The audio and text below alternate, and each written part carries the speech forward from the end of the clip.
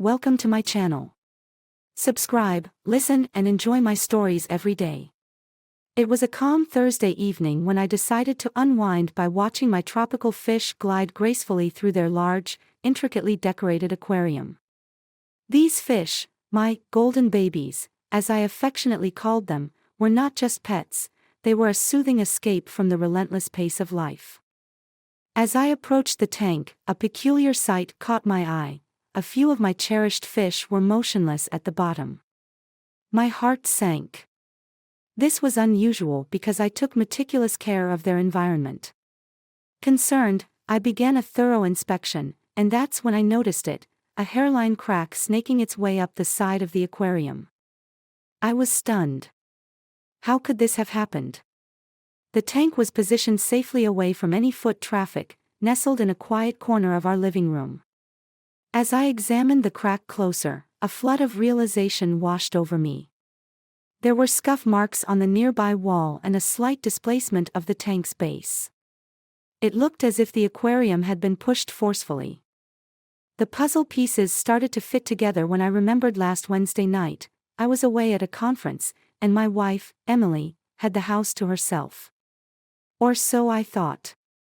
It struck me then, she wasn't alone. Confronting Emily was inevitable. I waited for her return from work, the evidence of her betrayal literally leaking water on our living room floor. When she walked in, I pointed silently at the aquarium. Her face went pale, her eyes widening with a mix of shock and guilt. What happened? My voice was calm, but inside, a storm was brewing. Emily stuttered at first, then a flood of apologies came. Mark was here. We didn't mean to, it was an accident. Her confession shattered the last of my trust.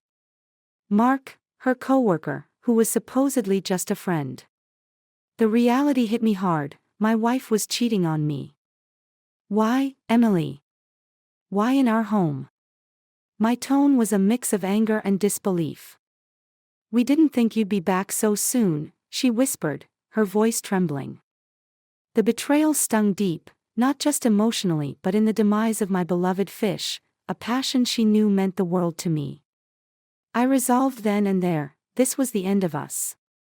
I would not let this betrayal go unanswered. My plan began to take shape, a cold, calculated revenge that would ensure Emily and Mark never forgot the chaos they brought into my peaceful life.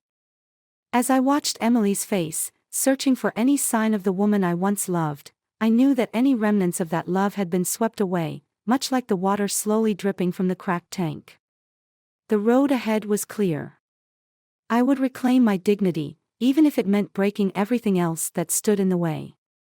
Pack your things, I said quietly, the finality in my voice more piercing than the sound of the last drops of water hitting the floor. It's over, Emily. As she scrambled to gather her belongings, the silence between us spoke volumes. It was the beginning of my revenge, a plan that would unfold meticulously, just like the care I had once poured into my aquarium.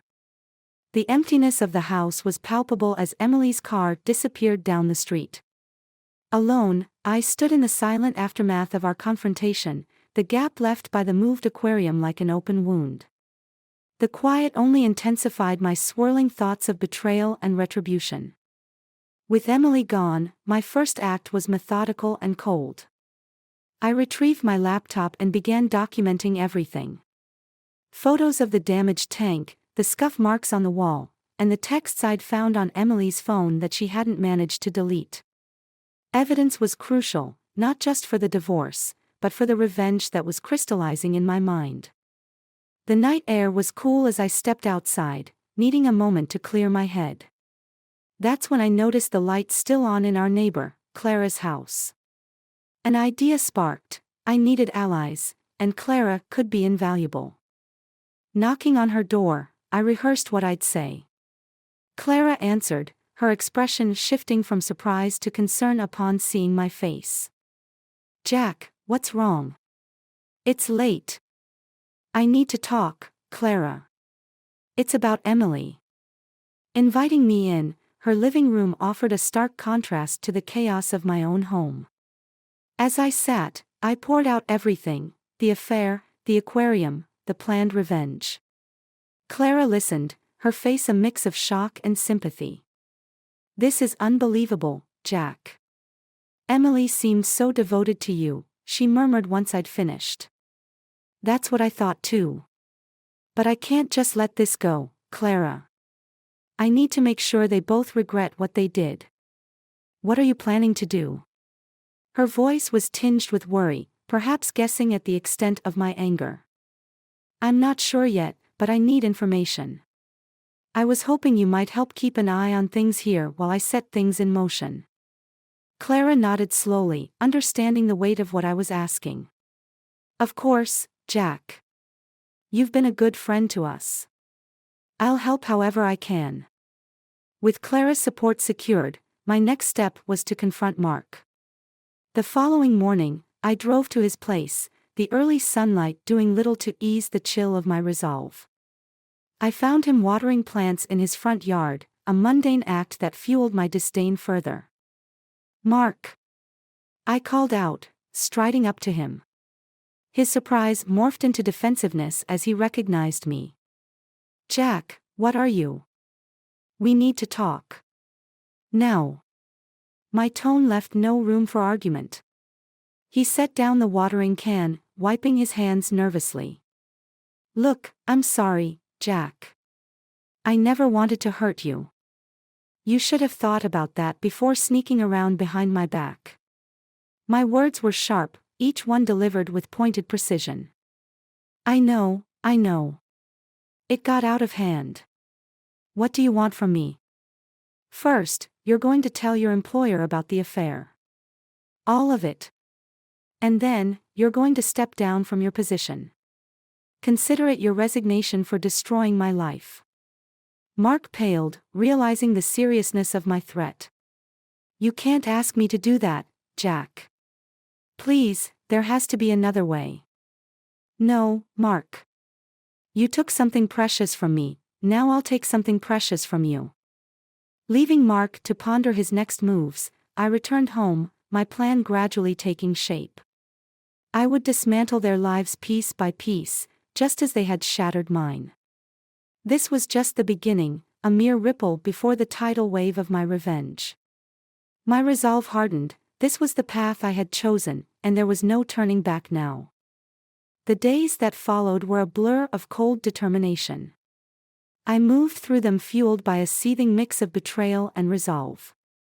My plans were set in motion, and each step was calculated to bring maximum impact.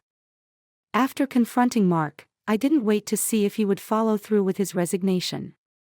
Instead, I turned my focus back to Emily and how I could further disrupt her facade of a perfect life. It was time to expose her infidelity beyond our personal circle. I started by drafting an email. Not just to her friends and family, but to her professional contacts as well.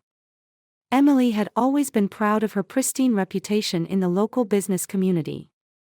The email was factual, detailed, and utterly damning.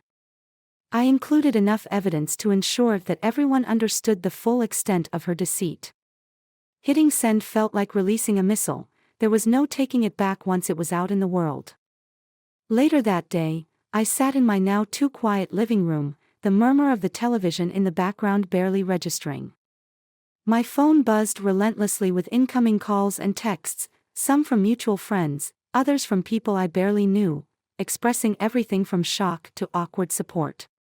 I ignored most of them. My focus was on the results, not their sentiments. It wasn't long before the repercussions of my actions reached me. Emily called, her voice frantic and crackling through the speaker. "Jack, what have you done?" she cried, the sound of her distress not bringing me the satisfaction I had expected. "What needed to be done," I replied coolly, keeping my emotions tightly reined. "People are calling me, emailing me. You've ruined everything." Her voice broke, sobbing overtaking her words. "You ruined it first, Emily. I just shed light on it." She pleaded with me to retract my statements, to tell everyone it was a misunderstanding. I refused. This was her reckoning, and there was no turning back. As I hung up, I felt a hollow victory. There was no joy in this kind of revenge, only the bitter taste of justice. My next step was to visit Mark's workplace. I had given him a chance to do the right thing on his own, but I wasn't going to rely on his honor. As I entered the sleek building, the receptionist greeted me with a polite smile. "I need to speak with your HR department," I stated, my tone leaving no room for question. Within minutes, I was seated across from the HR manager, a neatly dressed woman with a cautious smile. "Mr. Summers, how can we assist you today?" "I believe you'll find this information pertinent," I said, sliding a folder across the table. Inside were the texts, the photos, and a detailed account of Mark's involvement with my wife. The HR manager's eyes widened as she flipped through the documents. "Mr. Summers, this is a serious accusation." "It's not an accusation if it's the truth," I replied. "I expect you to take appropriate action." Leaving the building, I felt another piece of my plan fall into place. My revenge was systematic, and with each step, I was dismantling the lives of those who had wronged me. As I drove home, the weight of my actions began to settle in. I was changing the course of multiple lives, not just Emily's and Mark's. The consequences of my revenge were vast, and while part of me knew I should feel remorse, all I could grasp was a sense of impending closure. No matter how this ended, I would see it through to its bitter conclusion. The fallout from my revelations continued to ripple through our intertwined lives as the community absorbed the shock. My once quiet phone was now a hotbed of activity, buzzing with the sounds of a world unraveling. Yet amidst the chaos, I orchestrated the final act of my revenge, a public confrontation that would serve as the curtain call on our shared past. I invited Emily and Mark to meet me at a popular local cafe, a place buzzing with the hum of unsuspecting patrons. It was a public venue, a stage where the final act would unfold with an audience. I arrived early, seated at a back table with a clear view of the entrance, my heart a stoic drum in my chest. As they walked in together, the weight of their situation visible in their hunched shoulders, I felt a cold satisfaction. They spotted me and hesitated, their steps faltering before they approached the table. "Jack, why here?" Emily's voice was barely a whisper, drowned out by the clatter of coffee cups and muted conversations. "To end this where everyone can see the truth of who you are," I said, my voice calm but loud enough for nearby tables to overhear. Mark looked around nervously, his discomfort palpable. "Let's just get this over with," he muttered. I leaned forward, my eyes locked on theirs. "I've shown everyone who you really are. You've lost your jobs, your reputations. But that's not enough. It's time to lose each other." "What are you talking about, Jack?" Emily's confusion was evident, her eyes wide with fear. "I know about the pregnancy, Emily." The words dropped like stones, and I watched as the color drained from her face. How did you know?" she stammered, her hand instinctively moving to her stomach. "I have my ways." "And Mark, the father of the year, did you know?" I turned to him, my gaze sharp and accusing. Mark's face was a mask of shock, his eyes darting between Emily and me. "What?"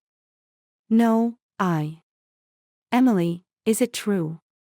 "Yes, but Jack, please." Emily's plea was cut short by my next move. "I've contacted your parents, Emily.